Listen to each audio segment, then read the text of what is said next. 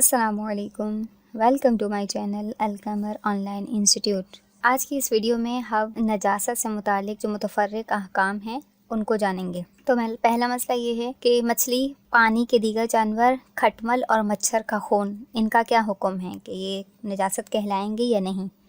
تو جواب یہ ہے کہ ان سب کا خون پاک ہوگا، چاہے وہ مچھلی کا ہو یا پانی کا کوئی دوسرا جانور ہو، کھٹمل کا خون ہو یا مچھر کا خون ہو، یہ تمام پاک ہی کہلائیں گے۔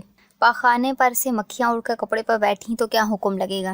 پاخانے پر سے مکھیاں اڑ کر کپڑے پر بیٹھیں تو کپڑا ناپاک نہ ہوگا۔ اس کے بعد ہے کہ پیشاب کی باریک چھینٹیں سوئی کی نوک کے برابر کپڑے یا بدن پر لگ جائیں تو کیا حکم ہوگا؟ پیشاب کی باریک چھینٹیں سوئی کی نوک کے برابر کپڑے یا بدن پر لگ جائیں تو کپڑا اور بدن پاک رہے گا۔ ٹھیک ہے، باریک چھینٹوں کی بات کی جا رہی ہے، زیادہ کی نہیں۔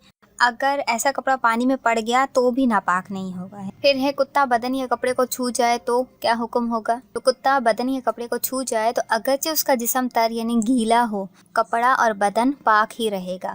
اگر اس کے بدن پر نجاست لگی ہو تو اور بات ہے، ٹھیک ہے، ہمیں جب نظر آئے گی، ناپاکی آنکھوں سے نظر آئے گی تو پھر ہمیں ظاہر سی بات ہے پھر تو ناپاک ہی کہلائے گا۔ اور اسی طرح اگر اس کا لعاب یعنی کہ جو تھوک وغیرہ ہوتی ہے کتے کی، وہ اگر ہمارے بدن یا کپڑے کو لگ جائے گی تو وہ ظاہری بات ہے ناپاک ہی کر دے گا، کیونکہ وہ نجاست غلیظہ میں شمار ہوتا ہے۔ پھر ہے راستے کا کیچڑ پاک ہے یا ناپاک؟